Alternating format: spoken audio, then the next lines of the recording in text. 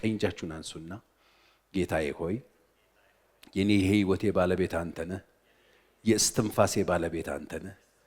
ከዚህ ቀን ጀምሮ ደስታዬን የነጠቀኝ አለመከናወን፣ አለመሳካት፣ አለመሙላት ከህይወቴ ላይ የተራገፈ ይሁን። የኔ ደስታ አንተ እንድትሆንልኝ አይኖቼን ወደ አንተ አነሳለሁ። የእረፍቴ ምንጭ አንተ ነህ፣ የሰላሜ ምንጭ አንተ ነህ፣ የደስታዬ ምንጭ አንተ ነህ። አንተ ጉልበቴ ነህና ክፉን አልፈራም። ሃሌሉያ! ጌታን እጅግ አድርገን እናመሰግናለን። እንግዲህ የዚህ ዓመት እቅዳችን እንደ መሪ እቅድ ያዝነውን ደጋግሜ ተናግሬያለሁ። በሌሎቹ የትምህርት ክፍሎች ላይ በሚለቀቁበት ጊዜ ማየት ትችላላችሁ። ባለፈው ሳምንት ግን ስለ ቅድስና አንስተን ቅድስና በመጨረሻ እግዚአብሔርን መምሰል ነው ብለናል። እግዚአብሔርን መምሰል ደግሞ ምን እንደሚመስል የተወሰኑ ፖይንቶችን አይተናል። እግዚአብሔርን መምሰል ማለት በእግዚአብሔር አርፎ እረፍ ብሎ መኖር ነው። ከዓለም ርኩሰት ራስን መጠበቅ ነው። ኑሮዬ በቃኝ ማለት ነው። ቅድስና ነው። እግዚአብሔርን መምሰል ነው ይላል። ኑሮዬ በቃኛል ለሚለው እግዚአብሔርን መምሰል እጅግም ማትረፊያው ነው ስለሚል ይሄ ነው። ስለዚህ በእግዚአብሔርን መምሰል ማለት ኑሮዬ በቃኝ ማለት ነው። ከስግብግብነት መውጣት ነው። ከዓለም ልቅምቃሚ ነገር ውስጥ ወጥቶ ዓይንን ጌታ ላይ አድርጎ ጉልበትን፣ ኃይልን፣ ብቃትን ክርስቶስ አድርጎ መኖር ነው። በክርስቶስ ማረፍ ነው። እግዚአብሔርን መምሰል ሌላ አይደለም ብለን የተወሰኑ ፖይንቶችን አይተናል። ከዓለም ርኩሰት ራሳችንን መጠበቅ፣ ከጨለማው ራሳችንን መጠበቅ፣ ራሳችንን ለእግዚአብሔር ማቅረብ፣ ጌታን መናፈቅ፣ ሕይወታችን በሱ መያዙ፣ በሱ አርፈን፣ በሱ ረክተን፣ በሱ ደስ ተሰኝተን መኖር ነው። እግዚአብሔርን መምሰል ሌላ አይደለም። ቁርጣችን አይመስልም፣ አቋማችን አይደለም። ስፖርት ሰርተን ጊዜ ቁርጥ እግዚአብሔርን ልንባል አንችልም። እግዚአብሔርን መምሰል ማለት በእርሱ አርፎ፣ በእርሱ በቅቶ፣ በእርሱ ሙሉ ሆኖ፣ በእርሱ ተጽናንቶ፣ ከሱ ውጭ ሌላ አጽናኝና ወደ ህይወቱ ሳያቀርብ በክርስቶስ ተጽናንቶ በክርስቶስ አርፎ መኖር ነው የሚለውን ሐሳብ ጠንከር አድርጌ ተናግሬያለሁ። ስለዚህ እንደ ክርስቲያን መጽሐፍ ቅዱሳችን የሚያስተምረን እኔና እናንተ ክርስቲያኖች ሁሉ በኑሯችን እንደ ጨው ለዓለም ጣዕም የምንሰጥ ሰዎች እንድንሆን እንጠበቃለን። ወገኖቼ አሁን ቤተክርስቲያን ቅዱሳን እንደገባንበት አዘቅት አይደለም። መጽሐፍ የሚጠብቀን በጣም ሩቅ ቦታ ነው የሚጠብቀን። በጣም ሩቅ ቦታ ነው የሚጠብቀን። ጣዕም ያጣችውን ዓለም ጣዕም ሰጥተን፣ ረፍት ያጣችውን ዓለም ረፍት ሰጥተን ገብተን እንደ ጨው የውጭ ጉዳይ ፖሊሲያችን እሱ ስለሆነ ለጨለማው ብቸኛ መልስ ሆነን የጨለማውን ውስጥ ገብተን ብርሃን ሆነን በሰዎች ህይወት ላይ ተጽዕኖ ፈጥረን ሰዎች የኛን ህይወት ምሳሌ አድርገው አካባቢያችን የሚኖሩ ሰዎች፣ ሰፈራችን የሚኖሩ ሰዎች፣ የሚያውቁን ሰዎች እኛን እያዩ ተጽናንተው በእኛ ህይወት ተማርከው ክርስቶስን እንዲወዱት አድርገን እንድንኖር መጽሐፍ ቅዱስ ይጠብቀናል። ሀገራችን በጣም ሩቅ፣ የምንጠበቅበት ፖዚሽን ለዚህ በጣም ሩቅ። ለዚህ ነው መጽሐፍ በተራራ ላይ ያለች ከተማ ልትሰወር አይቻላትም፣ በሁሉ ዳይሬክሽን ልትታዩ ነው እግዚአብሔር የጠራችሁ። በጨለማ ውስጥ የሚቅበዘበዝ ህዝብ ረፍት ፍለጋ የትም ሊሄድ አይችልም። እግዚአብሔርን ተመልከት ይላል አንዳንድ ሰነፍስ። እግዚአብሔርን እየው፣ እግዚአብሔርን ተመልከት። ሰው እንዳታይ ምን ይባላል? የት ልየው እግዚአብሔርን? ቤተክርስቲያን መጥቶ እግዚአብሔርን እየው፣ እግዚአብሔርን የት ልየው? ቀና በልና ጌታን ተመልከት። እውነት ነው፣ ጌታን እንየው። እግዚአብሔርን እኮ እዚህ አይኖችን ጌታ ላይ አድርግ ስንል እኮ መተ ጌታን መስቀል መድረክ ላይ እንድትፈልገው አይደለም፣ ቃል ውስጥ ጌታን ፈልገን አይናችን እሱ ላይ እንድናደርግ። ጌታን ይሰው አታይ፣ ሰማይ ነው እግዚአብሔር አይደለም። እኛ ምሳሌዎች ሆነን ሰዎች ህይወታችንን ተመልክተው ጣዕም ላጣው ህይወታቸው ጣዕም ሰጥተን፣ ረፍት አልባ ህይወታቸው ረፍት ሰጥተን፣ እኛ አርፈን ለሌሎች ረፍት ምክንያት ሆነን፣ እኛ ከጨለማ ወጥተን ለሌሎች ሰዎች ጨለማ ውስጥ ላሉ ሰዎች ብርሃን ሰጥተን እንድንኖር ነው የሚጠብቀን መጽሐፍ።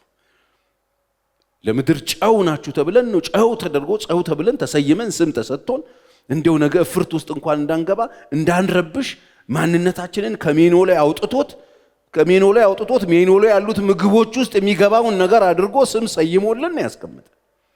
የት ሀገር ነው ጨው ሜኖ ላይ ተቀምጦ ጨው 100 ብር ጨው 200 ብር የሚል አይታችሁ የምታውቁ? ሜኖ ላይ የተቀመጡት ዝርዝር ምግቦችን ሁሉ ህይወት የሚዘራባቸው ጣዕም የሚሰጣቸው በሰው ፊት ሞገስ አግኝተው ጣፋጭ ሆነው የሚበሉ እንዲሆኑ የሚያደርገው ግን ጨው። እግዚአብሔር እንደዚህ አይነት ትልቅ ተልእኮ ሰጥቶን ነው የተቀመጠ እንደ ክርስቲያን። ስለዚህ ነው መቀደስ የሚያስፈልገን። ለዚህ ነው ጳውሎስ በሁለተኛ ቆሮንቶስ ምዕራፍ 3 ቁጥር 2 ላይ ሰዎች ሁሉ የሚያውቁትና የሚያነቡት እንዲሁም በልባችሁ የተጻፈ መልእክታችን ናችሁ እናንተ ይላል። ጳውሎስ እናንተን እንደ መልእክት ነው፣ ወረቀት አይደለም የጻፍነው፣ ሰዎች ሁሉ እንዲያዩት የሚነበብ መልእክት ናችሁ ነው የሚለው።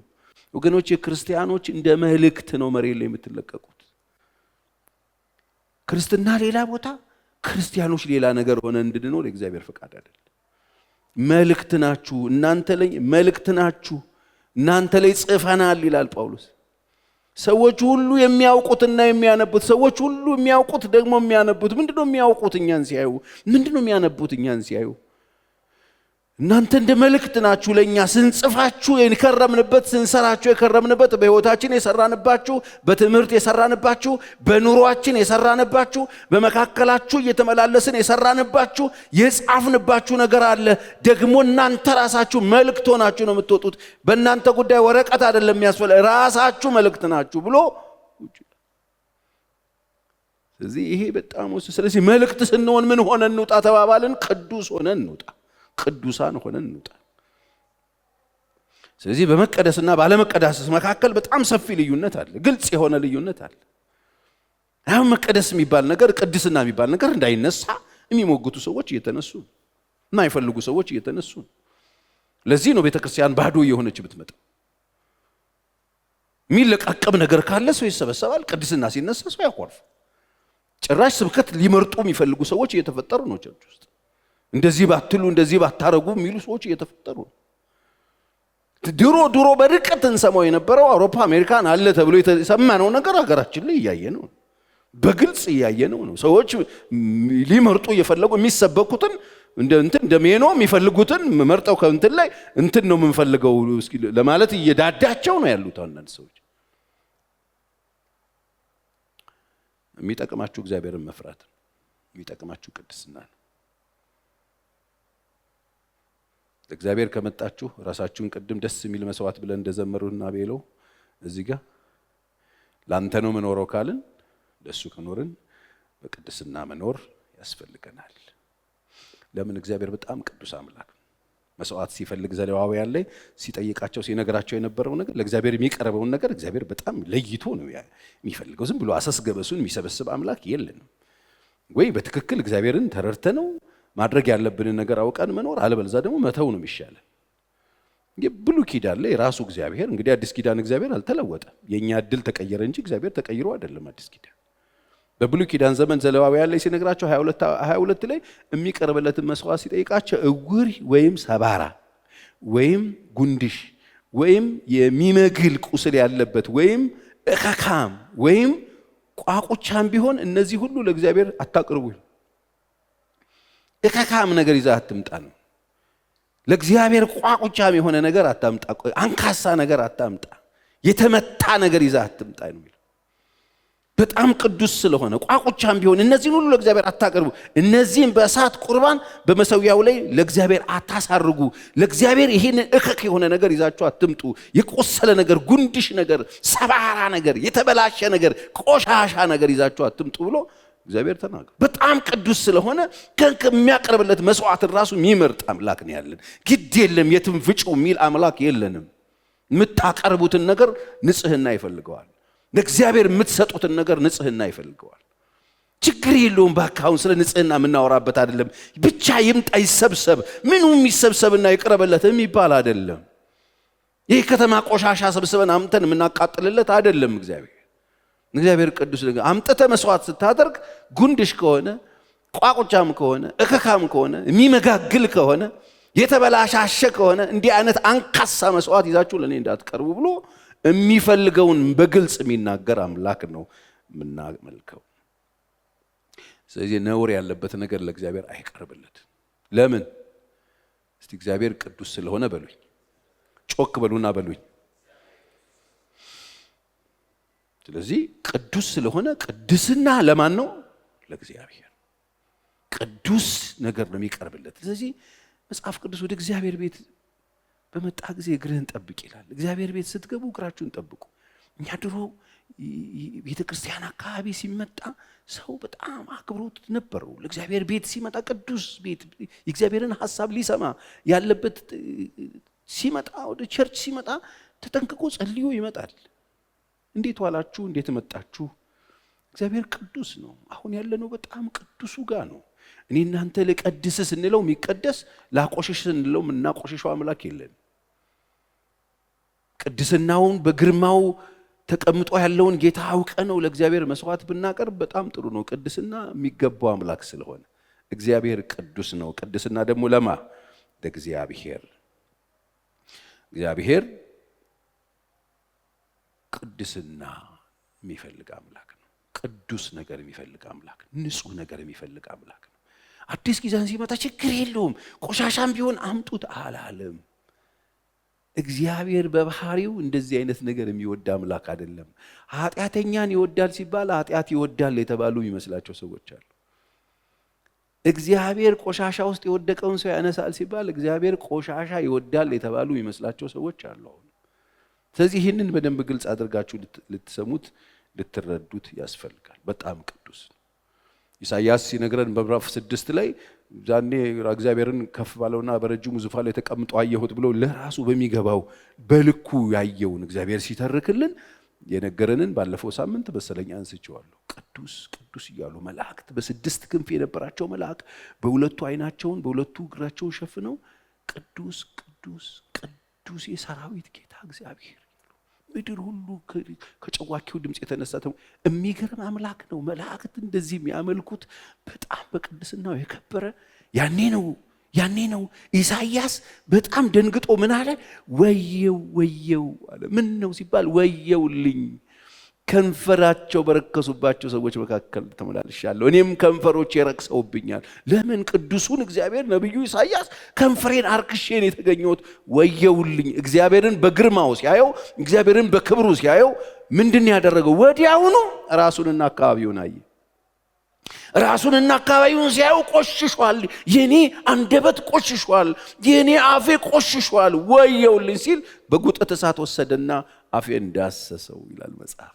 አነጻኛል። አያችሁ፣ እግዚአብሔር ጋር በቅድስናው ልናመልከው ቅድስና እንደሚገባው ክብር እንደሚገባው አውቀን ስንመጣ በመጀመሪያ የሚያስረዳን እግዚአብሔር እርሱን ስናውቀው እሱን ስንረዳው እኛን እንድናስተካክል ይረዳል። መስታወታችን ነው እሱ። ለዚህ ነው በቃሉ መስታወት ፊት መተን ስናይ ዋይ ብለን ራሳችንን አስተካክለን እንድንሄድ እንጂ የተሰበሰብነው ምን ልናደርግን የመጣ ነው። መተን እግዚአብሔርን ከርክመን ልናስተካክለው መቼም አይደለም። እኛ የምንፈልገው አይነት እግዚአብሔር ለመስራት ቤተክርስቲያን አይመጣም። እኛ የምንፈልገው አይነት እግዚአብሔር ለመስራት ለመሳል ቤተክርስቲያን አንመጣም። እሱ የሚፈልገው አይነት ሰዎች ሆነን ለመሰራት ነው የተሰበሰበው። ስለዚህ እግዚአብሔር ቅዱስ ነው። ቅድስና ለማን? ለእግዚአብሔር። ስለዚህ በቅድስና ጉዳይ አትደራደሩ። በቅድስና እግዚአብሔርን የሚመስል አምላክ የለም ዓለም ላይ። በጣም ቅዱስ ነው። እንከን የማይወጣለት ዘላለማዊ ነው። ከእስከማይባል የዘመን ቁጥር ያለው የተፈራና የተከበረ ዘላለማዊ አምላክ ነው። ዘላለማዊ አምላክ ነው። ስለዚህ በእግዚአብሔር ቅድስና ጉዳይ አትደራደሩ። እግዚአብሔር ቅዱስ ነው። ቅዱስ ነገር ሁሉ ይገባዋል። ንጹህ ነገር ሁሉ ይገባዋል። ክብር ለኢየሱስ ይሁን። ስለዚህ እግዚአብሔር ቅዱስ ነው። መጽሐፍ ቅዱስ ኢዮብ 15:15 ላይ እነሆ በቅዱሳኑ እንኳን አይተማመንም፣ ሰማያትም በፊቱ ንጹሃን አይደሉም ይላል። ተመልከቱ፣ በዓለም ላይ ምንም ቅዱስ የምትሉት ነገር ብትሰበስቡ እንደ እግዚአብሔር ያለ ቅዱስ የለም። ሰማያት እንኳን በፊቱ ንጹህ አይደሉም ብሎ መጽሐፍ ቅዱስ ይናገራል። ለዚህ ነው ኃጢአት የለብኝም የሚል ውሸታም ይሆናል። ስለዚህ እግዚአብሔር ቤት ስንመጣ ስብር ማለት አለ። እንደው ጉልበተኛ በኖርን ቁጥር ፐርፌክት እንደሆንን አይሰማን። በቆየን ቁጥር ባገለገልን ቁጥር በእግዚአብሔር ፊት በተመላለስን ቁጥር ሙሉነት እየተሰማን አንምጣ። ግድ የላችሁ። መጽሐፍ ቅዱስ በመንፈስ ድሆች የሆኑ ብፁዓን ናቸው ይላል። ድሃ ማለት ምንም የሌለው ማለት፣ ብቃት የሌለው ማለት ነው። እግዚአብሔር ቤት ውስጥ ብዙ ዓመት ከመመላለሳችን የተነሳ ሙላትና ድፍረት በጣም የመጣብን ሰዎች መለስ ብንል ጥሩ ነው። የልጅነት ህይወታችን በጣም ጥሩ ነው። ሀምብልነታችንን እንዳንነጠቅ አለመብቃታችንን ማወቅ አለብን። ሙሉ ነን ማለት የለብንም። ንጹህ ነን ብለን በጣም በኩራት መጓደድ አለብን ብዬ አላስብም። አላስብም። ይሄ ሞቲቬሽናል ስፒከር ያለበት ቦታ ላይ አይደለም ያላችሁት፣ የእግዚአብሔር ቃል ያለበት ቦታ ነው። እዛ ሙሉ ነኝ፣ እንችላለሁ፣ አበቃለሁ፣ አደርጋለሁ፣ አንተ ሙሉ ኖ እዚህ ምንም ሙሉ የለም። ሁላችንም ጎዶሎ ነን። አንድ ሙሉ አምላክ አለ ሙሉ የሚያደርገን። እስቲ አሜን በሉ። መጽሐፍ ሁሉም ኃጢአትን ሰርተዋል፣ የእግዚአብሔር ክብር ጎሏቸዋል። እዚህ የጎደሉ ሰዎች ነው ያሉት ወገኖቼ። እኛ ሙሉ ነን እያለን የምንፎክርበት ቦታ አይደለም። ጎዶሎች ነን። ያለ ክርስቶስ ምንም ነን። ያለ ክርስቶስ መቆም አንችል ነን። ያለ እሱ ቅድስና በእግዚአብሔር ፊት መታየት አንችልም። የእርሱ ቅድስናው በግርማው ያለ ትልቅ አምላክ ነው። ሙላታችን፣ ክብራችን፣ ዘውዳችን፣ ጌጣችን፣ ብቃታችን እሱ ነው ብለን የምንቆምበት የምንጓደድበት አምላክ ነው እንጂ ያለን የምንጓደድበት ማንነትና ሰብዕና የለንም። ስለዚህ በቅዱሳንም ሆነ በምንም የሚተማመን አምላክ አይደለም። በራሱ ቅድስና በግርማው ከፍ ብሎ የሚኖር እሱን የሚመስል አምላክ የሌለ በጣም ቅዱስ አምላክ እንደምታመልኩ እወቁና በእግዚአብሔር ፊት በቅድስና ተመላለሱ። ቅድስና ስትመላለሱ ባለፈው እንደነገርኳችሁ ፐርፌክት አትሆኑም። አስለምድን የተባልነው ከትናንት ይልቅ ዛሬ ታረሙ። ከትናንት ይልቅ ዛሬ ቆሻሻውን ጣሉት። ከትናንት ይልቅ ዛሬ አስተሳሰባችሁን አስተካክሉ። ይሄን ቅድስና በቅድስና ተመላለሱ ሲባል ቅድስናን ግራጁዌት አድርጎ ከዚህ ወደዚህ መነሳነስ አዙሮ የሚጨርስ ሰው የለም። ስትኖሩ የጨረሳችሁ የመሰላችሁ ሰዎች፣ ስትመሩ የጨረሳችሁ የመሰላችሁ ሰዎች፣ ረጅም ዓመት ስትኖሩ የጨረሳችሁ የመሰላችሁ፣ ስታገለግሉ የጨረሳችሁ፣ ስትዘምሩ የጨረሳችሁ የመሰላችሁ ሰዎች ቁሙ እንደገና። የምትጨርሱትን ትምህርት አልጀመራችሁም። የሚጨረስ አይደለም ቅድስናው። ዕለት ዕለት በፊቱ እንድንኖር ያስችለናል። የእሱን ቅድስና ስንረዳ እርሱ ቅዱስ ነው። በማንኛችንም ቅድስና ላይ እግዚአብሔር አይተማመንም። በራሱ ቅድስና ግን ግርማ። ለዚህ ነው በቃለ ቀድሳቸው፣ በእውነት ቀድሳቸው፣ እኔ ራሴን ስለ እነርሱ ምን አደርጋለሁ አለ ጌታ፣ እቀድሳለሁ ብሎ ብቃታችን እርሱ ነው የሆነው። ዮሐንስ 17 ላይ ዱና አንብቡ። እኔ ራሴን ስለ እነርሱ ቀድሳለሁ ብሎ ቅዱሳችን እሱ ሆኖ ነው የኖረልን የቆመልን እንጂ እኛ ጨርሰን ግራጁዌት አድርገን አይደለም። ዛሬ ወድቀሃል፣ አዎ ተነስ፣ እንደገና ታጠብና እንደገና ቀጥል። ትቢቱን ብቻ ተው፣ ኩራቱን ብቻ ተው፣ እበቃለሁ ማለትን ተው። የቅድስናም የጽድቅም አካውንት አትክፈት አንተ። ዕለት ዕለት ግን እግዚአብሔርን በቅድስናው ግርማው ፊት እያየኸው እሱን እየተመለከትክ ሕይወትህን ለማደስ በእግዚአብሔር ፊት ተመላለስ። እግዚአብሔር ቅድስና የሚገባው አምላክ ነው። አንካሳ ጉንድሹም ቋቁቻሙም ንግላሙም ምናምን ተብሎ እንደተጻፈ እንደዚህ አይነት መስዋዕት አታቅርቡለት ተብሏል። ስለዚህ ከቀን ወደ ቀን ለእግዚአብሔር ይዘን የምንቀርበው መስዋዕት ንጹህ እንዲሆን ማሰባል፣ ይዘን የምንቀርብለት ነገር ይሄ ይገባዋል የምንለውን ነገር መምረጥ ያስፈልጋል። ስለዚህ ሰማያትን በፊቱ ንጹሃን አይደሉም ይላል። ሰማያት እንኳን ንጹሃን አይደሉም። እሱ በቅዱሳን እንኳን አይተማመንም። ሰማያት እንኳን ንጹሃን አይደሉም። ስለዚህ ንጹህን አንበል። ንጹህ አንድ ነው። እስቲ ንጹህ አንድ ነው በሉ። ቅዱስ አንድ ነው። ማንም ንጹህ የለም። ከመላእክቱ እንኳን ይላል ስንፍና እንዳለባቸው የኔ መጽሐፍ ቅዱስ ይናገራል። 4:18 ላይ እነሆ በባሪያዎቹ አይታመንም ይልና መላእክቱንም ስንፍና ይከሳቸዋል ይላል። አይገርምም? በባሪያዎቹ እግዚአብሔር አይተማመንም። መላእክቱም ስንፍና ይከሳቸዋል። እና ሳጥናኤል ከየት መጥቶ ወደቀ? ሰንፎ እኮ ነው። መልአክ እኮ ነው። የሚያበራ እኮ ነው። ሉሲፈር እኮ ነው። ወደቀ። ስንፍና ይከሳቸዋል። መላእክቱ እንኳን ስንፍና ብሎ መጽሐፍ ይናገራል። ወገኖቼ እኛ ሰዎቹ ደግሞ የት እንዳለን መቁጠር። ስለዚህ ሁል ጊዜ ለእግዚአብሔር ቅድስና ይገባዋል። ቅድስና ለእግዚአብሔር። እስቲ ጮክ ብሉና ቅድስና ለእግዚአብሔር በሉ። ቅድስና ለእግዚአብሔር ሲባል ጫትና ሲጋራ አቁመህ ሻርፕ ሆነህ በቃ እነሱ ነገሮች ትተህ ፍራንክህን እያጠራቀምክ ኮትና ሱሪ እየቀየርክ መኖር አይደለም ብያችኋለሁ። ሁል ጊዜ ከዓለም ርኩሰት ራስን ጠብቆ፣ ካልበቃኝም ሕይወት ራስን ጠብቆ፣ ከገንዘብ ፍቅር ራስን ጠብቆ፣ ከዓለም ፍቅር ራስን ጠብቆ ለክርስቶስ ሕይወትን ሰጥቶ በእግዚአብሔር ፊት እርፍ ብሎ እየኖሩ ለጨለማው ብርሃን ጣዕም ላጣው ጣዕም ሆኖ መኖር ነው። ዕለት ዕለት ነው የምንኖረው። ዕለት ዕለት እየኖርን ነው። ግራጁዌት ሳናረገው ነው የምንወጣው ይህን ሕይወት። ግራጁዌት ያደረጋችሁ የጨረሳችሁ ሰዎች አላችሁ። ክርስትና አንዳንድ ሰዎች ጨርሰዋል። አሁን ስብከትም ጢቅ ብለዋል። ስብከትም ትምህርትም የእግዚአብሔርን ሐሳብ መስማትም ብዙ አይፈልጉም፣ ሞልተዋል። ለምን ጨርሰዋል? ክርስትናን ጨርሰዋል፣ ቅድስናን። አንዴ ጌታ በቃ ከዚህ በኋላ እንደዚህ አይነት ወሬ ራሱ ቸርች አካባቢ ባይወራ ደስ የሚላቸው ሰዎች አሉ። ትምህርትም እያየው ነው። ወገኖቼ ቅድስና ለማ ለእግዚአብሔር በጣም ፐርፌክት ነን አይባልም። ነገርኳችሁ። በሰማያት በአገልጋዮቹም አይታመንም። በመላእክቱ ስንፍና ከተገኘ መጽሐፍ እንደዚህ ብሎ ከነገረን እኛ ደግሞ ዕለት ዕለት ራሳችንን ለዚህ ነው ኃጢአት የለብኝ የሚል ውሸት አምነዋል። በእግዚአብሔር ፊት ይዋሻላል። ዮሐንስ ሲነገር ይልቅ በኃጢአታችን ብንናዘዝ አይደለም የሚለው ከአመፃ ሁሉ ሊያነጻን የታመነ የኢየሱስ ክርስቶስ ደም ከኃጢአት ሁሉ ምን ያደርጋል? ያነጻል። ልጆቼ ኃጢአት ብትሰሩ በአብዘን ጠበቃላችሁ አይዟችሁ ተባልን እንጂ በቃ ጨርሰ አይደለም። እንደሱ አልተባልንም። ዕለት ዕለት ስንሮጥ፣ ዕለት ዕለት ስንኖር መውደቅ መነሳት ይኖረዋል። ክርስትና እንደሆነ እንደሱ ነው። ክርስትና እንደሆነ እንደ አንድ ሙሉ ቀን ነው። ሙሉ ቀን አንድ አይነት አይደለም። ከአንድ ሰዓት አንዱ ሰዓት ይለያያል። ክርስትናም እንደዛው መምሸት አለው። ይኸው ጨለማ ሆነ። ቅድም ብርሃን ነበር፣ ቀን ላይ ቀትር ፀሐይ ነበር፣ ጠዋት ብርድና የሆነ ነገር ነበር፣ እየተቀያየረ ልክ እንደዚህ ነው። በዚህ ሁሉ ውስጥኛ አለን። ይኸው ግን ቀኑ እየተቀያየረ ነው። ህይወትም እንደዛ ነው። ዛሬ ህይወታችሁ ሞቅ ብሎ በጸሎት ህይወታችሁ የተጠበቀ ለእግዚአብሔር ቃል ቦታ የምትሰጡ በንጽህናና በቅድስና የምትኖሩ ጌታን የምታመልኩ እግዚአብሔር ቤት የማትቀሩ ጨዋ ሰዎች ሆናችሁ ጥሩ ብርሃን ሙሉ ቀን ሆኖላችሁ ፀሐይ ሙቀቷ ሙሉ ሆነላችሁ እየኖራችሁ ሊሆን ይችላል። ደስ ይላል፣ ጥሩ ነው። እሱ ብቻ አይደለም ህይወት።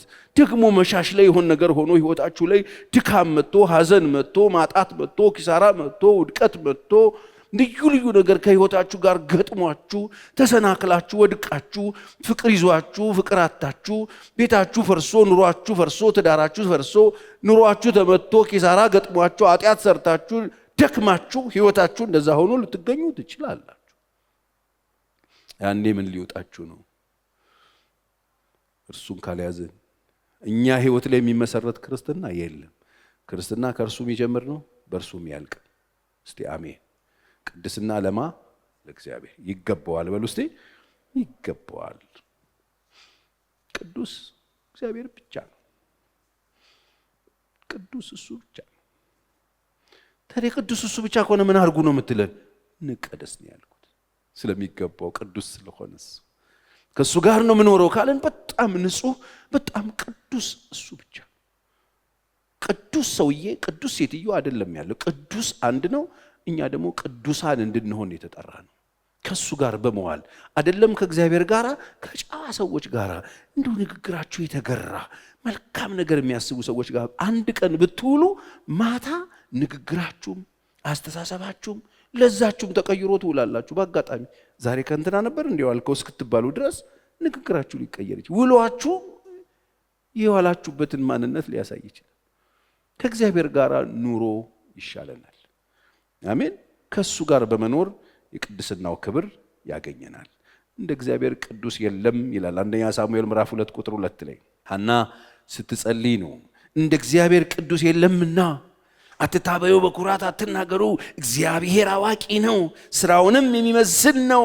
እንደ እግዚአብሔር ቅዱስ የለምና እንደ አምላካችን ጻድቅ የለምና ካንተ በቀር ቅዱስ የለም ትላለች።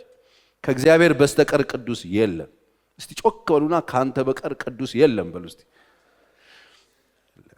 እንትና ቅዱስ እንትና አይደለም፣ ከሱ በቀር ቅዱስ የለም። እኛ ሁላችን በሱ ቅድስናው ክብር በሱ ጥላ ስር ለመኖር የተጠራንን።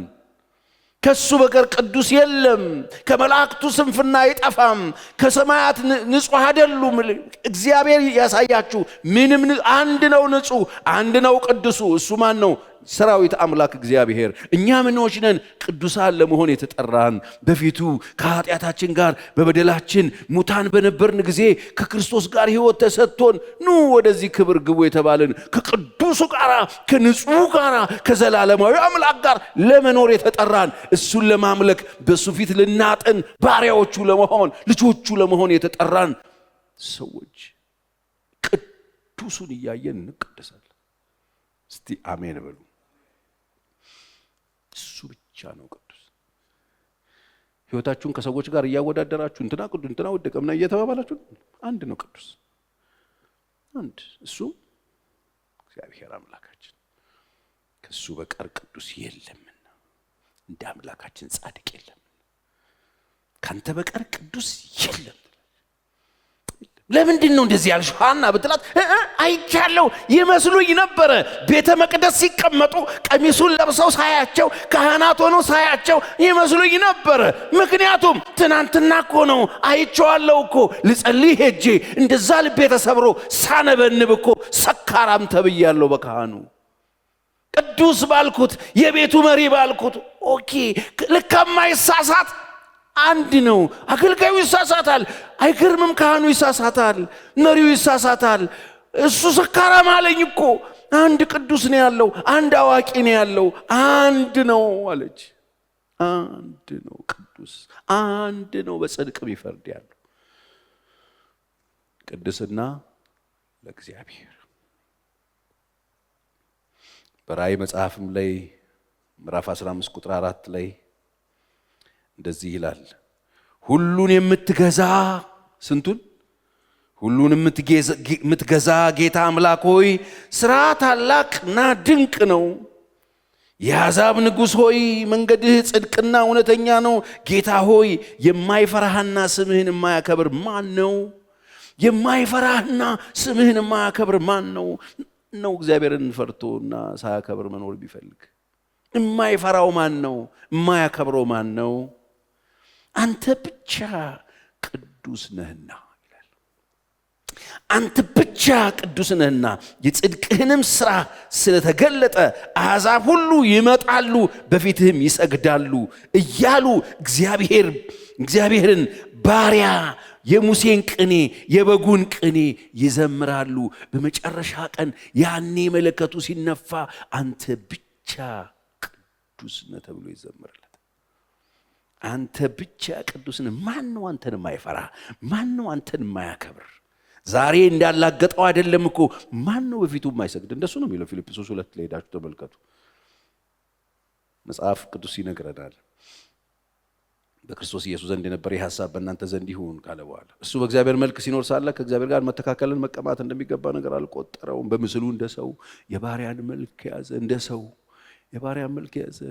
ራሱን አዋረደ እስከ መስቀል ሞት ድረስ የታዘዘ። በዚህ ምክንያት አባቱ ያለ ልክ ከፍ ከፍ አደረገው። ከስም ሁሉ በላይ ያለውን ስም ሰጠው። ጉልበት ሁሉ አንድ ቀን በፊቱ ምላስም ሁሉ ኢየሱስ ማን ነው ይላል አንድ ቀን አይቀር። የማይሰግድ የለም፣ የማያከብረው የለም፣ የማይፈራው ማን ነው እሱ ይላል። ማን ነው የማይፈራ? ማን ነው የማያከብር? ወገኖቼ ይሄ የሚከበር አምላክ ነው። ይሄ ቅዱስ አምላክ ነው። ይሄ የሚዘመርለት ጌታ እንደዚህ እያሉ ይዘምሩልሃል። አንተ ቅዱስ ነህ ይሉታል። አንተ የምትከበር ነህ ይሉታል። አንተ የምትታፈር ነህ፣ አንተ የምትፈራ ነህ ይሉታል። አንተ ቅዱስ ነህ እየተባለ የሚዘመርለት አምላክ ነው እግዚአብሔር። እግዚአብሔር ቅዱስ ነው። ቅድስና ለማ ለእግዚአብሔር። ወገኖቼ የፍጹምነት ደረጃ መለኪያው ቱምቢው 50 ዓመት ያገለገለ ሰውዬ አይደለም። 30 ዓመት እንደ ቸሬ የቆመ ሰው አይደለም። ቱምቢው መለኪያው፣ የቅድስና መለኪያ፣ የፍጹምነት መለኪያ እሱ ራሱ። አሜን። በዘመናት መካከል ያለፉ ኃያላን ትልልቅ ብዙ ታሪክ የሰሩ አገልጋዮች ይኖራሉ አይደል? ሁሉም የሚመዘኑት በሱ። ህይወታችሁን በጎረቤት መዘናችሁ፣ ህይወታችሁን ከናንተ በባሰና በከፋ ህይወት ውስጥ በሚያልፉ ሰዎች ለክታችሁ፣ ህይወታችሁን አሳልፋችሁ ትልቅ የመሰላችሁ ሰዎች ቆም በሉ። ቱምቢው እሱ፣ መለኪያው እሱ ነው፣ ደረጃው እሱ ነው፣ መለኪያው ቴስት ማድረጊያው እሱ ነው፣ ቅዱሱ ነው።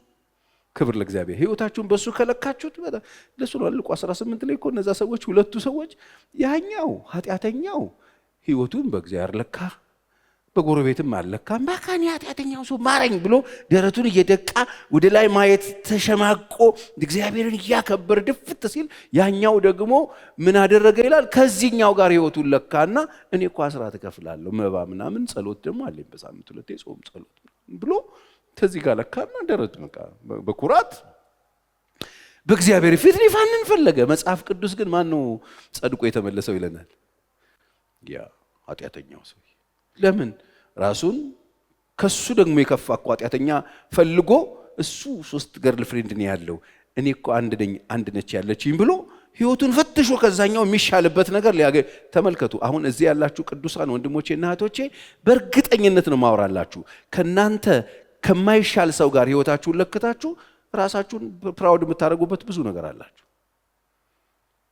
ከናንተ ከፍ ባሉ ሰዎች ህይወታችሁን ለክታችሁ የምታንሱበት፣ ዝቅ የምትሉበት፣ ሽምቅቅ የምትሉበት ብዙ ነገር አላችሁ።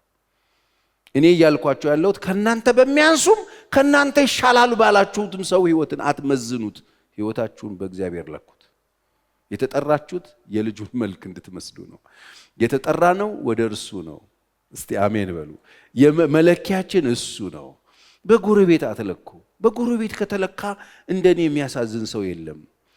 በጎረቤት ከተለካ በሚሰፈር አሁን ዓለም በምትሰፍርበት መስፈሪያ ህይወታችንም ኑሯችንም አገልግሎታችንም ከተለካ እንደኔ የከሰረ ሰው የለም። ግን የሚያሳዝነው በጎረቤት አይለካም። አሁን ዛሬ ዓለም ላይ ያለው ሚዛን ምንድነው ካላችሁ አባያ ሚዛን ይባላል። አባያ ሚዛን ማለት የሸምሱ ሱቅ የሚያወላውለው ሚዛን ማለት አይደለም። አባያ ሚዛን ማለት ዓለም ላይ ያለ የውሸት ሚዛን ነው። እሱ ሚዛን ምንድነው? ለምሳሌ ልንገራችሁ። እዚህ ጋር ምን አለ ልበል? እዚህ ጋር ቆንጆ ገብስ አለ ወይ ደግሞ ስንዴ አለ። እዚህ ጋር እንክርዳድ አለ። እንክርዳድ ላይ 100 ብር ዋጋውን ብሎ መለጠፍ፣ ስንዴው ላይ 1 ብር ብሎ መለጠፍ ማለት ነው።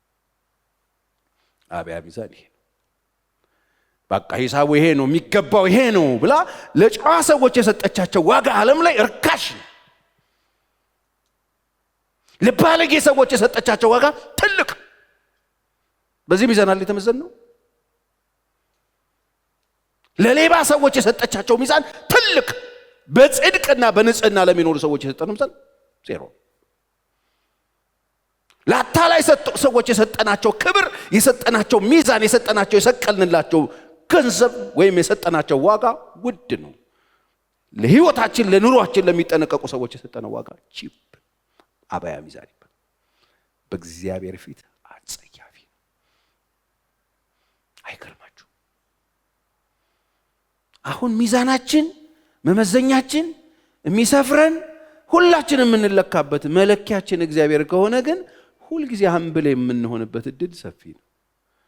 በአባያ ሚዛን የተመዘኑ ሰዎች በሙሉ በተለይ ደግሞ እንክርዳድ ኩራትም ክብራቸውም ልነግራችሁ አልችልም። ላያቸው ላይ የመጣው የትዕቢት አይነት፣ ላያቸው ላይ የመጣው የመነፋት ብዛት በጣም መጽሐፍ በትዕቢት የተነፉ የተባሉ ሰዎች አሉ። ትዕቢት ብቻ አይበቃቸውም፣ በትዕቢቱ ደግሞ ተነፍተውበታል። እንዴት አድርገው ይተርፋሉ ወገኖች? ትዕቢቱ ከዛ ደግሞ በትዕቢት ተነፍቶ በጣም እኮ ከባድ አይደለም። በቃ እኮ እንዳይድን አድርጋ ዓለም ሚዛኗ ሰዎች እንዳይድኑ፣ ከወደቁበት እንዳይነሱ፣ ከሳቱበት እንዳይመለሱ፣ ከረከሱበት እንዳይነጹ አባያ ሚዛን መዘና የሰጠቻቸው የሰቀለች ስቅላቸው የተሰጣቸው ዋጋ ውድ ከመሆኑ የተነሳ ለራሳቸው ትልቅ ክብር ሰጥተው ሚዛኑን ተመዝነውበት ከፍ ብለውበት ቁጭ ብለዋል። የሚያሳዝን ነው። እውነተኛ መዛኙ ሲመጣስ እውነተኛው ሚዛን ማጅ ነው ያለው። ስለዚህ አባያ ሚዛን ማለት ከዛሬ ጀምሮ በደንብ ይግባችሁ። በዓለም ላይ ያለውን አባያ ሚዛን፣ ሚዲያው ላይ ያለው አባያ ሚዛን፣ አባያ ሚዛን ጽድቅ የሰሩ ሲፈረድባቸው፣ ያጭበረበሩ ሲሸለሙ፣ በሰዎች ቤትና ህይወት ኑሮና ስራ አገልግሎትና ጤንነት እንደገናም ሀገሩ ላይ ሰላም የሰበኩ ሲነቀፉ፣ አዋራጆቹ ደግሞ ሲከብሩ እናያለን። ሲፈሩ ታያለ። ክብር ሲሰጣቸው፣ ቦታ ሲሰጣቸው ታያላችሁ። እሱ ምን ይባላል? አባያ ሚዛን። በእግዚአብሔር ፊት ምንድነው እሱ? አጸያፊ ነው። ስለዚህ በአጸያፊ ሚዛን ተመዝነን የተሰጠንን ዋጋ አንቀበል። ሲቀጥል እዚህ አባያ ሚዛን ላይ አትውጡ። ራሳችሁ ለውድድር አታቀርቡ። ወደ ታችም ወደ ላይም አትወዳደሩ። ከተወዳደራችሁ ከመጣችሁ በፊት ሁኑና ራሳችሁን ቼክ አድርጉ። የቱ ጋር ነው ያለሁት? መርምረኝ። ዳዊት እንዳለ መርምረኝ፣ ኃጢአትን አግኝተህብኝ ከሆነ ኃጢአቴን ይቅር በለኝ፣ ልቤን መርምረኝ፣ ይሄው አባቴ መርምረኝ። መመርመር ነው የሚሻለው በእግዚአብሔር ፊት። ስለዚህ ፍጹምነት ደረጃውም መለኪያውም ራሱ እግዚአብሔር ነው። ለዚህ ነው የሰማይ አባታችሁ ፍጹም እንደሆነ ማቴዎስ 5:48 እንዲሁ የሰማይ አባታችሁ ፍጹም እንደሆነ እናንተም ፍጹማን ሁኑ። ጎረቤታችሁ ፍጹም እንደሆነ፣ እንትና ፍጹም እንደሆነ፣ አገልጋያችሁ ፍጹም እንደሆነ፣ ጋሽንትና ፍጹም እንደሆነ፣ ጋሽንትና ጥሩ እንደሆነ አላለም። የሰማይ አባታችሁ ፍጹም እንደሆነ። ስለዚህ ምንድነው ቅድስና? ለምን የሚያስፈልገው? ይሄው ሰው ሁሉ እኮ ኃጢአት እየሰራ ነው። እንደሱ ይሉኛል ብዙ። እንዴ ሰው ሁሉ ነው? እኔ ብቻ ነኝ እንዴ ፓስተር ቸሬ? ለምንድን ነው ግን እንዴ? ሰው ሁሉ ነው እንዴ? ሰው ሁሉ ነው የሚያደርገው። እኔ ተለይቼ ለምን እንዴ? ሰው ሁሉ ነው እኮ። ሰው ሁሉ እኮ አይደለም ያልኩ። የሰማይ አባታችሁ ፍጹም ነው። የሰማይ አባታችሁ ፍጹም እንደሆነ እናንተም ምን ሁኑ? ፍጹማን ሁኑ። የሰማይ አባታችሁ ፍጹም እንደሆነ ፍጹማን ሁኑ። ጴጥሮስም ሲጽፍ እኔ ቅዱስ ነኝና ቅዱሳን ሁኑ።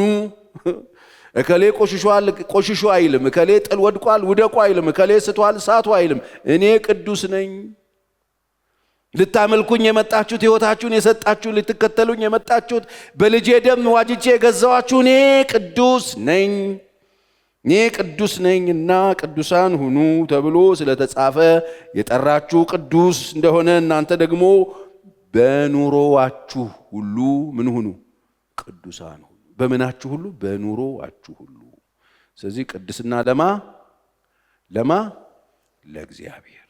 ቅድስና ለእግዚአብሔር። ቅድስና ለቤተ ክርስቲያን፣ ቅድስና ለሆኑ ሰዎች አይደለም። ቅድስና ለእግዚአብሔር ይገባዋል አይደል? ይገባዋል። ተመልከቱ፣ እግዚአብሔር አሁን በብሉይ ኪዳን ዘመን እያንዳንዱ ሰው ይዞት የመጣው መስዋዕት ተገላብጦ ታይቶ ቋቁቻ አለበት፣ እከክ አለበት፣ አንካሳ ነው፣ ሰባራ ነው፣ ቆራጣ ነው ተብሎ ተለያይቶ የሚመግል ነገር አለበት ተብሎ ቅድም እንዳነበብኩላችሁ አይቶ ተጣርቶ እንደሚቀርብ ዛሬ ይቅረብ ቢባል የሚቀርብ መስዋዕት ይኖረን ይሁን? የእውነት አስበንበት ወደ ቤተ ክርስቲያን ወደ ጸሎት ቤት ስንመጣ አስበንበት ለእግዚአብሔር ነው ይህን ማደርገው፣ ለእግዚአብሔር ነው ይህን የምሰጠው፣ ይገባዋል ብለን በደስታ መንፈስ ንጹህ ነገር፣ ደስ የሚል ነገር በሐሴት እንደ ክብር እየቆጠርን ደስ ብሎን በእግዚአብሔር ፊት መስዋዕት ለማቅረብ መተን ይሆን ወይስ እግረ መንገድ ዝም ብሎ ነገር የምናገለግልም ሰዎች? አዝናለሁ። አንዳንድ ሰዎች መድረክ ላይ ይለማመዳሉ። አያስቡትም። አገልግሎታቸውን አስበውት ጸልየው ተዘጋጅተው አይመጡ።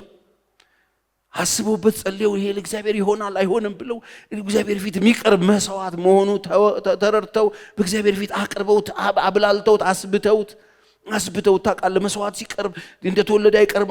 አሳድገውት አስብተውት አብልተው አጠጥተው ጠብቀውት ስቡን ይዘውለት ለእግዚአብሔር ይገባዋል ተብሎ እንደሚመጣ እንደሱ እንድናደርግ እግዚአብሔር ይርዳል።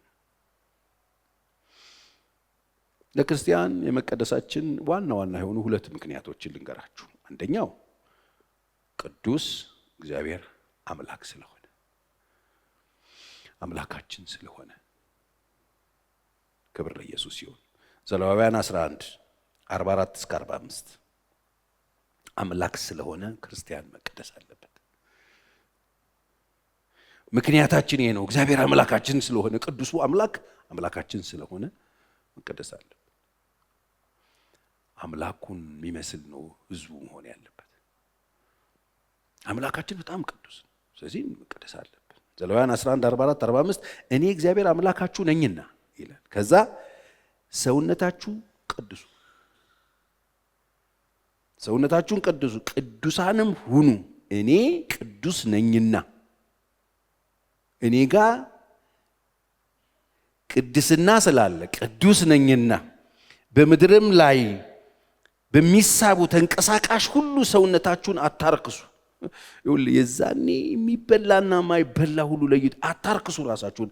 በምድር ላይ በሚንቀሳቀሱት ነገር እንኳን ይሄ መስዋዕት አድርጋችሁ የምትበሉትን ነገር እንኳን በሚንቀሳቀሱት ነገር እንኳን ራሳችሁን አታርክሱ። እኔ አምላካችሁ እሆን ዘንድ ከግብፅ ምድር ያወጣኋችሁ እግዚአብሔር ነኝ። እንግዲህ እኔ ቅዱስ ነኝና እናንተም ቅዱሳን ሁኑ ስላለ እግዚአብሔር ቅዱስ ነው። ክርስቲያን ለምን ይቀድሳል? እግዚአብሔር ቅዱስ ስለሆነ። ይጨምርላችሁ ዘሌዋውያን 19:2 እስራኤል ልጆች ማህበር ሁሉ እንዲበላቸው እኔ እግዚአብሔር አምላካችሁ ነኝ፣ ቅዱስ ነኝና እናንተም ቅዱሳን ሁኑ። እግዚአብሔር ሙሴን ሲልከው እኔ ቅዱስ ነኝ ንገራቸው፣ እነዚህ ሰዎች ከኔ ጋር ነው የሚኖሩት፣ እኔ አምላካቸው ነኝ፣ እነሱ የኔ ህዝብ ናቸው፣ እኔ ቅዱስ ነኝ። ለምንድነው የሱ ቅድስና የሚነግረኝ?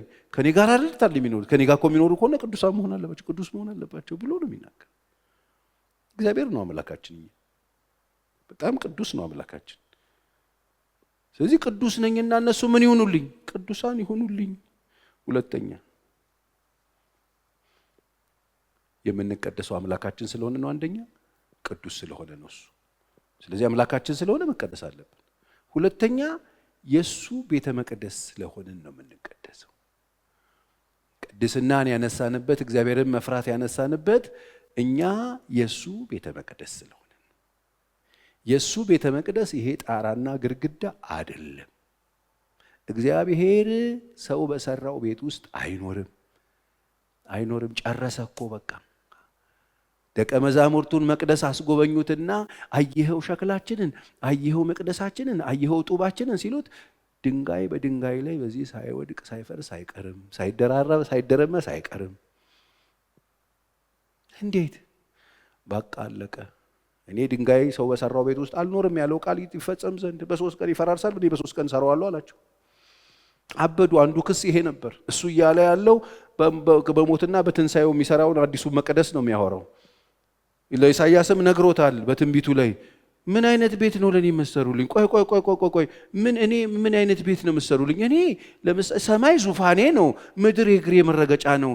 ለኔ የምትሰሩልኝ ቤት ምን አይነት ነው ብሎ እግዚአብሔር ጠየቀ። ኢሳይያስ 60 ምናምን ምን አይነት ቤት ነው የምትሰሩልኝ? እኔ እኮ ሰው በሰራው ቤት ውስጥ እኮ አልኖርም እያለ እግዚአብሔር በጣም ትልቅ ስለሆንኩኝ እኔን በምን አይነት ቤት ውስጥ ልታኖሩኝ ነው የምትፈልጉት? እኔ ሰማይ ዙፋኔ ነው፣ ሰማይ ዙፋኑ ምድር እግሩ መረገጫ የሆነችን አምላክ ምን አይነት ቤት ሰርተን ነው እዛ ውስጥ እግዚአብሔርን የምንጠቀጥቀው? ወገኖቼ እንደሱ አይደለም። አዲሱ ቤት ትናንትና በድንጋይ ላይ ሕጌን ጽፌአለሁ። አዎ አሁንም ጽፈው በልባችሁ ላይ ነው። ሕጌን በልባቸው ላይ ጽፋለሁ።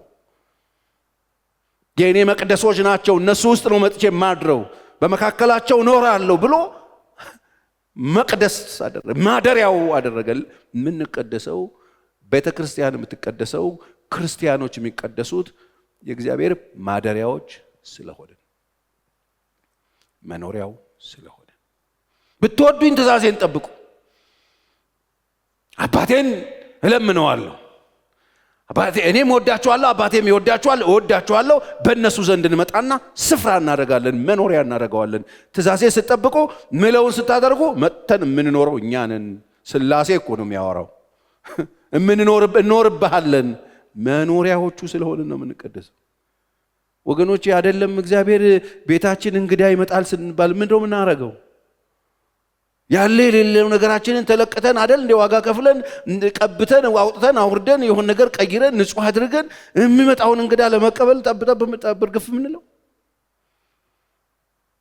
የእግዚአብሔር መኖሪያዎች ስለሆንን እንቀደሳለን። 2 ቆሮንቶስ 6:16 ለእግዚአብሔር የቤተ መቅደስም ከጣዖት ጋር ምን መጋጠም አለው ይላል። ምን እያለ ነው? ብርሃን ከጨለማ ጋር እኮ ብሎ ነው ያወራው። የእግዚአብሔር ቤተ መቅደስ ከጣዖት ጋር ምን መጋጠም አለው? እኛ የሕያው የእግዚአብሔር ቤተ መቅደስ ነንና ይላል። ቤተ መቅደስ የሚመስላችሁ ምንድን ነው? ለዚህ ነው እኮ አሁን በር ላይ እንዲህ ያርጉ ምናምን ማንለው፣ ብዙ አንልም። የምንሰበሰብበት ነው። ይሄ መጠለያችን ነው። ይሄ መጠለያ ሳይሆን መቅደሱ ይሄ ነው። መቅደሱ መጥቶ የተቀመጠበት ቦታ ነው። ይሄ አዳራሽ ይባላል። መቅደሱ ግን እዚህ ነው ያለው። ይሄ እግዚአብሔር ቃል ነው የሚናገረው። የእግዚአብሔር ቤተ መቅደስ ነንና እንዲሁም እግዚአብሔር ተናገረ እንዲህ ሲል፣ ምን ሲል? በእነርሱ እኖራለሁ። እስቲ በእኔ ይኖራል በሉ ወገኖቼ። እግዚአብሔርን በጣም ሩቅ አታርጉት። ለዚህ ነው ኮንዶሚኒየም ላይ ምናምን ጎረቤት ምናምን የምትኖሩ አጠገባችሁ ሰው ያለ አትበጥብጡ። እግዚአብሔር ሩቅ ሰማይ ላይ የተቀመጠ አምላክ አይደለም። ምንም ላንቃችሁ መቀደድ የለበትም። እግዚአብሔርን በጣም ጮክ ስትሉ የሚሰማችሁ፣ ቀስ ስትሉ የማይሰማችሁ አምላክ ከስትንፋሳችሁ ይልቅ በጣም ቅርብ ነው። በጣም ቅርብ ነው። በለሆሳስ ጸልዩ እንዴ። ለዚህ እኮ ነው ኤልያ የተሳሳተው እኮ። የሳሙኤል እናት ሐና ታነበንብ ነበር ይላል። ድምጿ አይሰማም። ምትለው ድምጿ አይሰማም ትጠራዋ ገብቷታል የሆነ ነገር በቃ ሰጠኝ እኔ ብትሰጠኝ መልሼ ለአንተ ምናምን ስትለው እሷ አይሰማትም እሱ ግን ሰማት። እግዚአብሔር የቅርብ አምላክ ነው። እስቲ አሜን። በመካከላቸው እመላለሳለሁ አምላካቸው እሆናለሁ እነርሱም ሕዝብ ይሆናሉ አለ። እግዚአብሔር አምላካችሁ ነው። አምላካችን ነው ስንል እዚህ ጋር ተስሎ የተቀመጠ ጥጃና ወርቅ ምናምን ምስል የለም። እየመጣን ሃይ አምላካችን እንዴና አምላካችን ደህና ነን እግዚአብሔር ይመስገን አምላካችን ብለን ነው የምንሄደው አይደለም። አምላካችን የት ነው የሚኖረው? እኛ ውስጥ። በመካከላቸው እመላለሳለሁ ሲል ይኸው በቃሉ እውነት እየተመላለሰ ያወራል። የሚቀደሰውን ይቀድሳል፣ የቆሸሸውን ያጥበዋል፣ የወደቀውን ያነሳዋል፣ የሳተውን ይመልሰዋል። እየተመላለሰ በቃሉ እውነት እየተመላለሰ ቃሉ ውሃ ሆኖ ቃሉ እሳት ሆኖ ወገኖቼ ቃሉ ንፋስ ሆኖ በመካከላችን እየተመላለሰ እግዚአብሔር ይሰራል፣ ይቀድሰናል። አሜን። በመካከላቸው እመላለሳለሁ አምላካቸው ሆናለሁ እነሱም ሕዝቤ ይሆናሉ ይላል። አንደኛ ቆሮንቶስ 3:16 ላይ የእግዚአብሔር ቤተ መቅደስ እንደሆናችሁ የእግዚአብሔር መንፈስ እንዲኖርባችሁ አታውቁም ብሎ ይጠይቃል ጳውሎስ። የእግዚአብሔር መንፈስ እናንተ ውስጥ እንደሚኖር አታውቁም? እኔ እኮ የምሸልማችሁ ሽልማት አይደለም፣ እኔ የምሰጣችሁ እኮ አይደለም። አታውቁም ወይ? የእግዚአብሔር ቤተ መቅደስ እንደሆናችሁ አታውቁም ወይ? መቅደሱን ነው የምንጠብቀው። ይሄ መቅደስ ነው። ይሄንን ሰውነት ስጠብቀው የእሱን ማደሪያ እየጠበቅኩ እንደሆነ ይሰማኛል። ማደሪያውን ጠብቁለት፣ ሰውነታችሁን ጠብቁለት። እናንተ ሰውነታችሁን ካሳጣችሁት እሱ የሚያድርበት ፈረሰ። ለዚህ ነው የእግዚአብሔር ቤተ መቅደስን የሚያፈርሰውን እሱን እግዚአብሔር ያፈርሰዋል ይላል። አዳራሽ እንዳይመስል ወንድምህን ነው። የእግዚአብሔር መቅደስ እንደሆናችሁ የእግዚአብሔር መንፈስ በእናንተ እንደሚኖር አታውቁም ወይ ብሎ ይጠይቅ። የማታውቁ ከሆነ ወቁ። በቃ እስቲ እንደዚህ በሉ፣ እኔ የእግዚአብሔር ቤተ መቅደስ ነኝ፣ በእኔ መንፈስ ቅዱስ ይኖራል፣ የመንፈስ ቅዱስ ማደሪያ ነኝ በሉ። በቃ ሌሎች የሚያድሩ እንግዶችን እናስወጣል። አዳሪ እንግዶች፣ ነዋሪ እንግዶች፣ የከተሙ እንግዶች፣ እኛ ህይወት ውስጥ የገቡ እንግዶች ሁሉ በተራ በተራ ውልቅ ብለው እንዲወጡ እናደርጋለን። ለምን? ይሄ መቅደስ የሱ ማደሪያ ነው። የሱስ ማደሪያ አይደለም። የአመጽ ማደሪያ አይደለም። የፖርን ማደሪያ አይደለም። የዝሙት ማደሪያ አይደለም። የሺሻ ማደሪያ አይደለም። የአመጽ ማደሪያ አይደለም። ይሄ መቅደስ የመንፈሱ ማደሪያ ነው ብለን ማመን አለ። ያኔ ይህንን እውነት ይዘን ወደ እግዚአብሔር የምንቀርበው በራሳችን ኃይልና ችሎታ አንበረታም። የሚያበረታን የእግዚአብሔር መንፈስ ይመጣል። እስቲ በደንብ አሜን። እንደሱ ነው። አሁንም አንደኛ ቆሮንቶስ 6:19 ይሄን ነው። ወይስ ስጋችሁ ከእግዚአብሔር የተቀበላችሁ? ተመልከቱ፣ ስጋችሁ ከማን የተቀበላችሁት? ይሄን ስጋ መንግስት የሰጠው ሰው አለ? ስጋ የለበሰውን ስጋ ይሄን ስጋ ከእናት የተቀበልኩ አይልም። ይሄ ስጋ ይኸውላችሁ፣ እናትና አባቶቻችን ጨርሶ ስጋ ይሄን መስጠት አይችሉም። መጽሐፉ የሚነግረን ስጋችሁ ከእግዚአብሔር የተቀበላችሁት በእናንተ የሚኖር የመንፈስ ቅዱስ ቤተ መቅደስ እንደሆነ አታውቁም? ምን ይል? ስጋችሁ የተቀበላችሁት ከእግዚአብሔር ነው። እናትና አባቶቻችን ይህን አልሰሩት። አባታችን ፈሳሽን የሰጠው ዘርን የሰጠው፣ እናታችን እንቁላል የሰጠችው ፔሬድ። ሰው አድርጎ የፈጠረን ስጋ የሰጠን ማን ነው? እግዚአብሔር። የተቀበላችሁት ነው። ስጦታን የተሰጣችሁ፣ መልካችሁ ስጦታችሁ ነው። አቋማችሁ ስጦታችሁ ነው። ቦዲያችሁ ስጦታችሁ ከእግዚአብሔር የተቀበላችሁት ነው። ምን ማለት ነው? በአማርኛ አኑርልኝ ማለት ማለት ነው። አስቀምጥልኝ፣ ያዝልኝ እንደማለት ነው። ያዝልኝ ብሎ እግዚአብሔር የሰጣችሁ የመንፈስ ቅዱስ ቤተ መቅደስ እንደሆነ አታውቁምን ይልና በዋጋ ተገዝታችኋልና ለራሳችሁ አይደላችሁ። ስለዚህ በስጋችሁ እግዚአብሔርን አክብሩት ይላል። ቅድስና ለማን? እግዚአብሔር። አሁን ይህንን ትምህርት አስረስተውን፣ ይህን ትምህርት አስጥለውን፣ ይህን ትምህርት ጥለ ነው እግዚአብሔር የምንጫወተው ለምንድን ነው?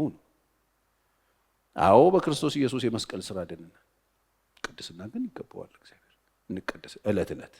ቅድስና ግራጁዌት የምናደርገው አይደለም ብያቸዋለሁ፣ የምንለማመደው ነው። አንተ ግን እግዚአብሔርን ለመምሰል ራስን አስለምድ ስለተባለ የምንለማመደው ነው። ስለዚህ ለምንድን ነው ክርስቲያኖች የምንቀደሰው? እግዚአብሔር ቅዱስ ስለሆነ፣ እግዚአብሔር አምላካችን ስለሆነ። ለምንድን ነው የምንቀደሰው? ስጋችን የእግዚአብሔር ምን ስለሆነ? ቤተ መቅደስ ስለሆነ፣ ማደሪያው ስለሆነ። አይተወስንቶ የፈለከውን ከተትበት በቃ ችግር የለም እግዚአብሔር የሚኖረው እዛ ጳፍራ ቸርች ውስጥ ነው። ኖ አይደለም። እዚህ ያለሁት እኔ ነኝ። እዚህ ያለነው እኛ ነን። እሱ ያለው እዛ ውስጥ ነው፣ እናንተ ውስጥ ነው። የእሱን ቤት አታፍርሱበት፣ የእሱን ቤት አታበላሹበት። እናንተ የምትኖሩበትን ቤት በንጽህና ይዛችሁ የእናንተን ቤት እየጠበቃችሁ የእግዚአብሔርን ቤት የምታፈርሱበት፣ የእግዚአብሔርን ቤት የምታቆሹበት ለምንድን ነው? ለዚህ ነው ሐጌም ላይ የእኔ ቤት ፈርሶ እናንተ በሞቁ ቤቶቻችሁ ትኖሩ ዘንድ ጊዜው ነውን ብሎ ይጠይቃቸዋል። የኔን ቤት አፍርሳችሁት የኔ ቤት ፈርሶ። ይሄ ሲባል ስለዚህ ቤት አይደለም የሚያወራው። ለዚህ ቤት ገንዘብ ለማምጫ እኔ እንድሰብክበት አይደለም ያቃል የተቀመጠው። አይኖ ብዙ ቤተክርስቲያንና ሰዎች ይሄን ይሰብኩታል። የእግዚአብሔር ቤት ፈርሶ እናንተ በሞቁ ቤቶቻችሁ ቆንጆ ቪላ ቤት ትኖራላችሁ ብሎ ይሄኛውን ለማሰራት ሰው ሊጠቀም ኖ ስለዚህ አይደለም እያወራ ያለው። ይሄንን ከተስማማን እንሰራዋለን። ይሄን ከተስማማን ለራሳችን ጥቅም እናስተካክላለን። ይሄ አይደለም እያለ ያለው የኔ ቤት የሚለው ይሄኛውን ቤት ቅዱሱን ማደሪያውን ስጋችሁን አፈራርሳችሁት የኔን መኖሪያ ቆሽሻችሁት የእናንተን ቤት ቪላ ታረጉታላችሁ ወይ? የእናንተን ንጹህ ታረጉታላችሁ ወይ? ጊዜው ነው ወይ? ይሄን በማረጋችሁ አላቸው ትበላላችሁ አትጠግቡም። የኔን ቤት አፍርሳችሁታል፣ ትበላላችሁ አትጠግቡም፣ ትለብሳላችሁ አይሞቃችሁም፣ ደሞዝ ትቀበላላችሁ፣ በቀዳዳ ኪስ እየከተታችሁ ትኖሩታል። የላችሁ ጎላችኋል፣ ተሰበሰባላችሁ አትሞሉም ብሎ ይናገራል። ወገኖቼ ቅድስና ለማ እግዚአብሔር የመጨረሻ ጥቅሴ ነው። አንደኛ ተሰሎንቄ ምዕራፍ 4:3-8 ይህ የእግዚአብሔር ፍቃድ እርሱም መቀደሳችሁ ነው። አሁን የእግዚአብሔር ፍቃድ ምንድነው በህይወቴ ያላችሁ ያላችሁ ቅዱሳን ወንድሞቼ እህቶቼ፣ የእግዚአብሔር ፍቃድ ምንድነው በእኛ ቤት? የእግዚአብሔር ፍቃድ በእኛ አገልግሎት የእግዚአብሔር ፍቃድ ምንድነው ካላችሁ መቀደሳችሁ ነውና ከዝሙት እንድትርቁ እግዚአብሔርን እንደማያውቁ አሕዛብ በፍትወት ምኞት አይደለም እንጂ ከእናንተ እያንዳንዱ የራሱን ዕቃ በቅድስናና በክብር ያገኝ ዘንድ እንዲያውቅ አስቀድመን ደግሞ እንዳልናችሁ እንደመሰከርንላችሁ ጌታ ስለዚህ ነገር በሁሉ የሚበቀል ነውና ማንም በዚህ ነገር አያታላለፍ፣ ወንድሙንም አያታል። ለርኩሰት ሳይሆን እግዚአብሔር በቅድስና ጠርቶናልና። ለርኩሰት የተጠራ ሰው የለም። በዚህ ውስጥ ያለን ሰዎች አልተጠራንም። እንግዲህ የሚጥል ሰውን የጣለ አይደለም። ቅድስናውን የሚጥል ሰው ሰውን አይደለም የጣለው። የጣለው መንፈስ ቅዱስ በእናንተ እንዲኖር የሰጠውን እግዚአብሔርን ነው እንጂ። ቅድስናውን ሰው ሲጥል ሰው አይደለም የጣለው፣ ስጋውን አይደለም የጣለው፣ እግዚአብሔርን ነው የጣለው። እግዚአብሔር ይጠብቀን። መንፈስ ቅዱስ ማደሪያዎቹ ናችሁ። ቅዱስ ቤተ መቅደስ ናችሁ። ቅድስና ለእግዚአብሔር ይገባዋል። ለምን ካላችሁ እሱ ቅዱስ አምላክ ስለሆነ። ቅዱሱ ጋር ቆሻሻ ነገር ይዘን አንገባም። እግዚአብሔር ሕዝብ ውስጥ ስለሚኖር፣ እግዚአብሔር እያንዳንዳችን ውስጥ ስለሚኖር እንቀደስለታለን። እሱ ቅዱስ ስለሆነ በቅድስና እንመላለስለታለን። የሰራዊት ጌታ እግዚአብሔር ጸጋውን ያብዛልን። በጌታ በኢየሱስ ክርስቶስ ስም ዛሬ ማታ በዚህ ጸሎት ቤት የተገኙ ቅዱሳን በብዙ ዋጋ መክፈል በመውደቅ በመነሳት አንተም ፈልገው የመጡ ደፋ ቀና የሚሉ አቅም ያጡ ልጆችህ ዛሬ አቅም ይሰጣቸው። ስጋችሁ በእናንተ ዘንድ የሚኖር የሕያው የእግዚአብሔር ቤተ መቅደስ እንደሆነ አታውቁምን ተብሎ እንደተጻፈ ጌታ ሆይ አውቀናል። ከዚህ በኋላ በስጋችን አንተን እንድናከብርህ እርዳን። እያንዳንዳችን ለአንተ ክብር እንድንኖርልህ እርዳን። በቅድስና ግርማ ፊት ስንቆም በቅድስና እንድንመላለስልህ እርዳን። ቆሻሻችን በኢየሱስ ደም የታጠበ ይሁን። ነውራችን የታጠበ ይሁን። በእያንዳንዳችን ልብ ኮሮጆ ውስጥ የተቀመጠ ቆሻሻ ነገር፣ አንተ የማትከብርበት ነገር በዚህ ማታ ከእያንዳንዳችን ላይ የታጠበ ይሁን፣ የተራገፈ ይሁን። እግዚአብሔር ሆይ ቀድሰን እንቀደሳለን። ተቅዱስ ነህ። በቅድስና ግርማ ፊት ማ ይቆማል? እግዚአብሔር ሆይ ባለማወቅ በፊትህ በተመላለስንበት በቅዱሱ ፊት እየቆሸሽን መተን በቆሻሻ እጆቻችን ባደፉ ልብሳችን ባደፈው ማንነታችን በፊትህ ለአንተ መስዋዕት ለማቅረብ በታገልንባቸው ቀኖች፣ ጊዜዎች፣ ወራቶች፣ ዓመታቶች ሁሉ ይቅር እንድትለን ዛሬ የቀናውን መንፈስ በውስጣችን እንድታድስልን በኢየሱስ ስም እንለምንሃለን። አንተም ብቻ በድለንሃል፣ ይቅር በለን ጌታ ሆይ። ሳምንታቸው ለክብርህ ይለይላቸው፣ አንተ ደስ አሰኛቸው። እንወድሃለን። እግዚአብሔር ይባርካችሁ። እግዚአብሔር ይጠብቃችሁ፣ ሰላሙን ይስጣችሁ፣ ከፊታችሁ ይቅደምላችሁ፣ ሌሊታችሁ በመንፈስ ቅዱስ ይወረርላችሁ፣ ትራሶቻችሁ በእግዚአብሔር ሕልውና ይወረስላችሁ። እግዚአብሔር ሕልምን ይስጣችሁ፣ ራእይን ይስጣችሁ። የሚያጽናናው ቅዱሱ መንፈስ ከእናንተ ጋር ይሆንላችሁ። በኢየሱስ ክርስቶስ ስም ባረኳችሁ። አንድ ቀን በመንግሥተ ሰማይ እንገናኝ። ደህና አደሩ።